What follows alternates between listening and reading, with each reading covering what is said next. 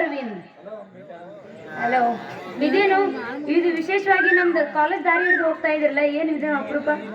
ಅಂಬಿಕಾ, ನಿತ್ಯ ನಿನ್ನನ್ನು ನೋಡದೆ ಹೋದರೆ ನನ್ನ ಮನಸ್ಸಿನಲ್ಲಿ ಏನೋ ಕಳೆದುಕೊಂಡಂತೆ ಭಾಸವಾಗುತ್ತದೆ. ನಿನ್ನ ಪ್ರೀತಿಯ ಸಂಕೋಲೆ ನನ್ನನ್ನು ಬಂಧಿಸಿ ಬಿಟ್ಟಿದೆ ಅಂಬಿಕಾ. ಕ್ಷಣಕ್ಕೂ ನಿನ್ನ ಮನ ನನ್ನ ಪ್ರೇಮದ ಪುಟಲ್ಲಿ ಪ್ರೇಮದ ಪಕ್ಷಿಯಂತೆ ಹಾರಾಡುವ ಹಂಬಲಾಗುತ್ತದೆ ಅಂಬಿಕಾ. ಅಷ್ಟೇಕೆ ಅವಸರ ಮಾಡ್ತಾ ಇದ್ದೀರ ಅರವಿಂದ್? ನಾನು ಹುಟ್ಟಿ ಬಂದಿದ್ದೆ ನಿಮಗಾಗಿ. ನಿಮ್ಮ ಹೃದಯದಲ್ಲಿ ಶಾಶ್ವತವಾಗಿ ಇರ್ಬೇಕಂತಾನೆ ಪಣ ತೊಟ್ಟು ನಿಂತಿದ್ದೇನೆ. ಮೇಲಾಗಿ ನೀವು ನನ್ನ ತಾಯಿ ತಮ್ಮ ಅಂದಮೇಲೆ ನೀವು ನನ್ನ ಸೋದರ ಮಾವ ಅಲ್ವಾ? ಎಷ್ಟೇ ಆಗ್ಲಿ ನಾನು ನಿಮ್ಮವಳು. ಆದರೂ ಅಂಬಿಕಾ, ಬ್ರಹ್ಮನ ಬರಹದಲ್ಲಿ ನಾವಿಬ್ಬರು ಗಂಡ ಹೆಂಡತಿ ಎಂಬ ಗಂಟು ಗಟ್ಟಿಯಾಗಿರಬೇಕು. ಆವಾಗಲೇ ನಮಗೆ ಯಾರಿಂದಲೂ ಗಂಡಾಂತರ ಬರೋದಿಲ್ಲ. ನಮ್ಮ ಗುರಿ ಮುಟ್ಟುವವರಿಗೂ ನಮ್ಮ ಹೆತ್ತ ತಂದೆ ತಾಯಿಗಳಿಗೆ ಎಂದೂ ವಿರೋಧವಾಗಬಾರದು ಅಂಬಿಕಾ. ಇಲ್ಲ ಅರವಿಂದ್, ಅದ್ರ ಬಗ್ಗೆ ನೀವು ಯೋಚನೆ ಮಾಡಕ್ ಹೋಗ್ಬೇಡಿ. ನಮ್ಮ ತಂದೆ ನಮ್ಮ ತಾಯಿ ತೀರಿ ಹೋದ್ಮೇಲೆ ನನಗೆ ಮುದ್ದಾಗಿ ಸಾಕಿ ಪ್ರೀತಿಯಿಂದ ಬೆಳೆಸಿದ್ದಾರೆ. ನನ್ನ ಮನ ಗೆದ್ದವರನ್ನೇ ಮದುವೆ ಮಾಡ್ಬೇಕು ಅಂತಾನೂ ನಿರ್ಧಾರ ಮಾಡಿದ್ದಾರೆ.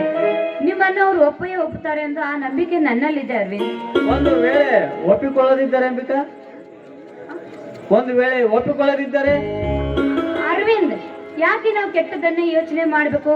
ಒಳ್ಳೇದನ್ನೇ ಯೋಚನೆ ಮಾಡೋಣ. ಅಂದಾಗ ಆ ದೇವರು ನಮ್ಗೆ ಒಳ್ಳೇದನ್ನೇ ಮಾಡ್ತಾನೆ. ಒಂದು ವೇಳೆ ನಮ್ಮ ತಂದೆಯವರು ಒಪ್ಪದೆ ಹೋದ್ರು, ಈ ಜಗತ್ ಪ್ರಳಯವಾದರು, ನನ್ನ ಪ್ರಾಣ ಹೋದರು, ಅಂತ ಸಮಯದಲ್ಲಿ ನನ್ನ ಪ್ರಾಣವನ್ನು ಲೆಕ್ಕಿಸದೆ ನಿಮ್ಮ ಬಾಳ ಸಂಗಾತಿಯಾಗಿ ನನ್ನ ಬಂದೇ ಬರ್ತೀನಿ. ಒಂದ್ ವೇಳೆ ನೀವು ನನ್ನನ್ನು ಮರೆತು ಬೇರೆ ಹುಡುಗಿನ ಮದುವೆ ಆಗಕ್ಕೆ ಮುಂದಾದ್ರೆ? ಈ ಮಾತು ನನ್ನ ಕನಸಿನಲ್ಲೂ ನೆನೆಸಲಾರೆ ಅಂಬಿಕಾ. ನನ್ನ ರೋಮಗಳಲ್ಲಿ ನೀನೇ ತುಂಬಿಕೊಂಡಿರುವಾಗ ನಿನ್ನನ್ನು ಮರೆತು ಬದುಕುವ ಶಕ್ತಿ ನನ್ನಲ್ಲಿಲ್ಲ. ಬದುಕಿದರೆ ನಿನ್ನ ಜೊತೆ ಬದುಕುವೆ, ಸತ್ತರೂ ನಿನ್ನ ಜೊತೆ ಸಾಯುವೆ. ಇದು ನನ್ನ ಮನಸ್ಸಿನ ನಿರ್ಧಾರ ಅಂಬಿಕಾ. ನಾನು ಅಷ್ಟೇ ಅರವಿಂದ್. ಈ ನನ್ನ ದೇಹದ ದೇವರು ನೀವೇ ಅಂತ ತಿಳಿದಿದ್ದೇನೆ. ಮಾನಸಿಕವಾಗಿ ನಾವು ಇಬ್ರು ಗಂಡ ಹೇಳ್ತೀನಿ, ಆದ್ರೆ ಈ ಸಮಾಜ ಒಪ್ಪುದಿಲ್ಲ ಅರವಿಂದ್. ಆದಷ್ಟು ಬೇಗ ನಮ್ಮ ಮನೆಯವರ ಆಶೀರ್ವಾದ ತಗೊಂಡು ನಾವು ಗಂಡ ಹೆಂಡತಿಯರಾಗಿ ನಗ್ನಗ್ತಾ ಜೀವನ ಮಾಡಿದ್ರೆ ಅದೇ ನಮ್ಮ ಸ್ವರ್ಗ. ಸ್ವರ್ಗ ಸುಖ ಯಾವುದು ಬೇಡ ಅಂಬಿಕಾ. ಈ ನಿನ್ನ ಪವಿತ್ರವಾದ ಪ್ರೀತಿ, ಶ್ರೀಮಂತಿಕೆ, ಶೀಲ ಸ್ವರ್ಗಕ್ಕೆ ಸಮಾನವಾದ ಈ ನಿನ್ನ ಸೌಂದರ್ಯ, ಇದರ ಮುಂದೆ ಸ್ವರ್ಗದ ಸಿರಿ ನನ್ನ ಕಣ್ಣಲ್ಲಿ ಈಳಾಗಿ ಕಾಣುತ್ತದೆ ಅಂಬಿಕಾ. ಇದೇನು ಅರವಿಂದ್, ಇಷ್ಟೊಂದು ನನ್ನನ್ನು ವರ್ಣನೆ ಮಾಡ್ತಾ ಇದ್ರಲ್ಲ, ನೀವು ವರ್ಣನೆ ಮಾಡೋಷ್ಟು ರೂಪತಿನ ಇಲ್ಲ ಗುಣವಂತಿನ? ಎಷ್ಟು ಬೇಗ ನನ್ನ ಗುಣಗಳನ್ನು ಅರ್ಥ ಮಾಡ್ಕೊಂಡು ಅಂಬಿಕಾ, ಈ ನಿನ್ನ ಸೌಂದರ್ಯದ ಮುಂದೆ ರಂಬೆ, ಊರ್ವಶಿ, ಮೇನಿಕೆ ತೃಣ ಸಮಾನ. ಬ್ರಹ್ಮ ಬಲು ಬುದ್ಧಿವಂತಿಕೆಯಿಂದ ನಿನ್ನನ್ನು ತಿದ್ದಿ ತೀಡಿ ಭೂಮಿಗೆ ಕಳಿಸಿದ್ದಾನೆ.